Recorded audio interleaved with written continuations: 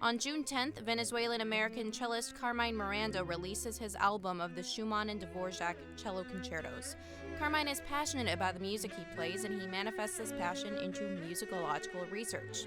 Coming up on this hour of Sonatas and Soundscapes, I share an interview with Carmine about his research published in the 2016 issue of the Musical Times, Decoding the Schumann Cello Concerto. Plus, we'll hear the work in its entirety, of course, with Carmine on the cello. I'm Kate Mckinney. Stay tuned. First, a news break from NPR.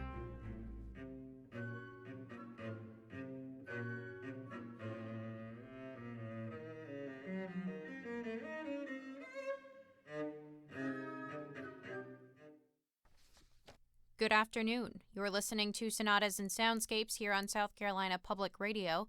This program is made possible in part by the Paul M. Angel Family Foundation. I'm Kate Mckinney, your host, and I'm broadcasting from the Wells Fargo studio here at South Carolina Public Radio. Carmine Miranda is a 27-year-old Venezuelan-American cellist whose recordings of the Bach cello suites and the Piatti caprices have received international recognition. On June 10th, Carmine releases his newest album of the Schumann and Dvorak cello concertos.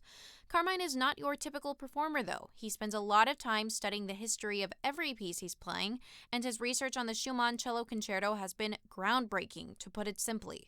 I was able to speak with Carmine about this newest album and his research. We'll hear about his discoveries in a moment, but first, I was curious to know exactly why Carmine is so moved to study the history of each work he performs. It's not necessarily something that every performer does.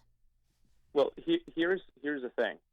At a point in history, performance and composition were essentially treated as the same. So composers would play their own works, and at the same time, they would play other composers' works, to give each other or help each other out in terms of not only publicity, but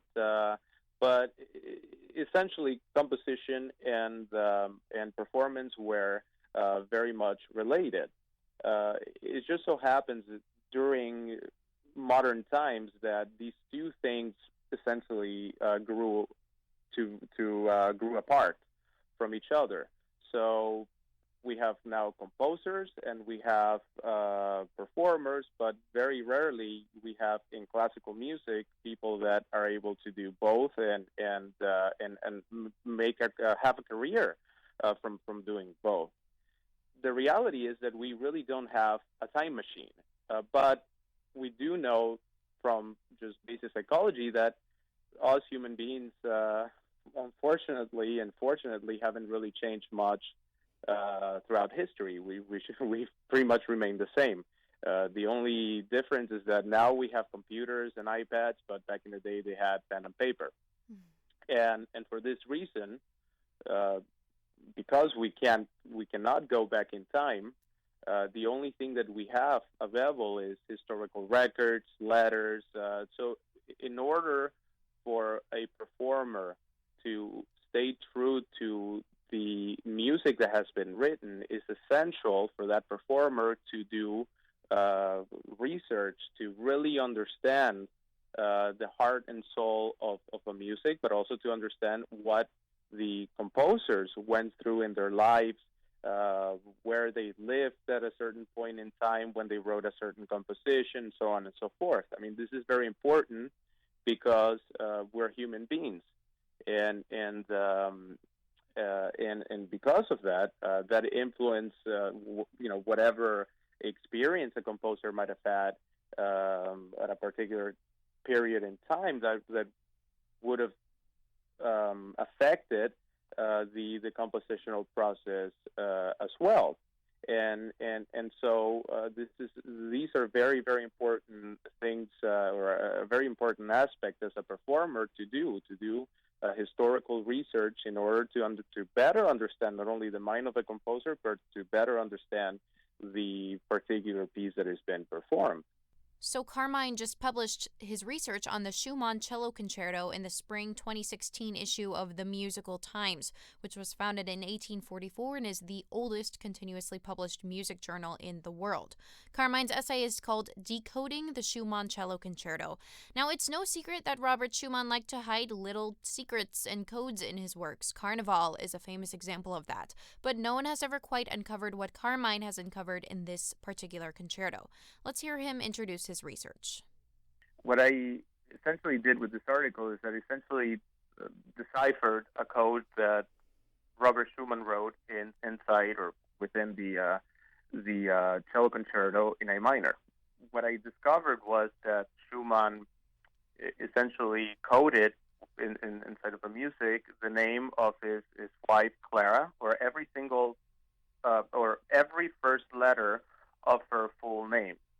And he used this as a basis for writing the structural but also melodic material of the cello concerto.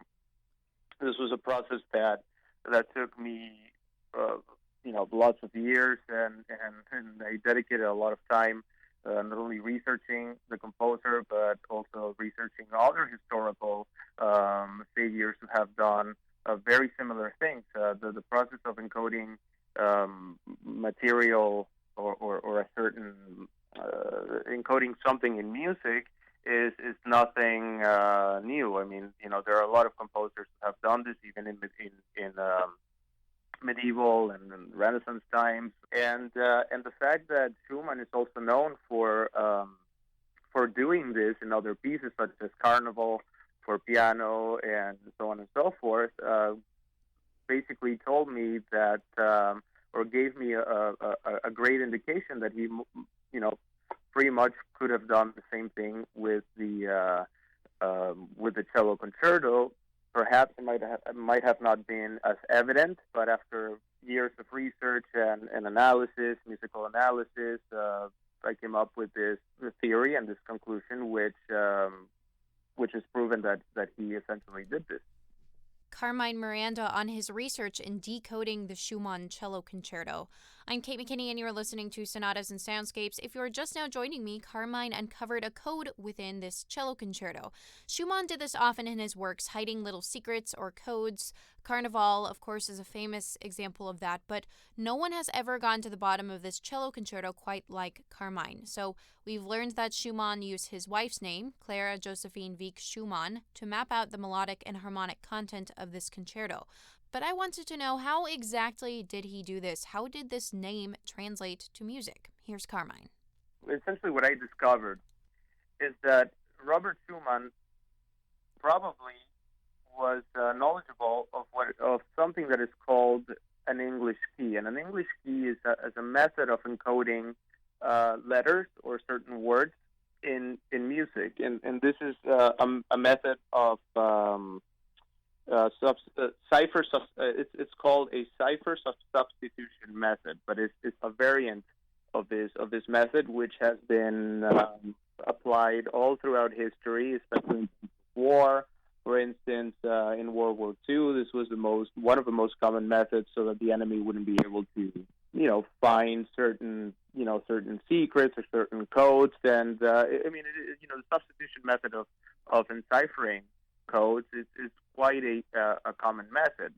In music, how this method works is that essentially a diatonic scale is placed from A to G, and then every letter of the alphabet is continued below that diatonic scale. So we just essentially come up with an entire alphabet, and then by selecting and analyzing every single phrase and melody in this case in the Schumann Cello Concerto, where every single melody and phrase begins and ends, and then choosing every single note in order and pairing it with this ciphering method, then essentially it is noticeable that the Schumann not only knew about this method but applied it to the cello concerto, and that's how essentially I came up with this great discovery. Carmine Miranda on some of the melodic and harmonic content of Schumann's Cello Concerto that is a direct result of his process of encoding his music. This is just fascinating research. You can read Carmine's entire essay on this topic in the spring 2016 issue of the Musical Times, which is out now. We're going to hear Carmine performing in this cello concerto now, so maybe you'll hear this in a different light. This is Carmine Miranda performing with the Moravian Philharmonic Orchestra under Peter Vronsky in the Concerto for Cello and Orchestra in A minor, Opus 129 by Robert Schumann.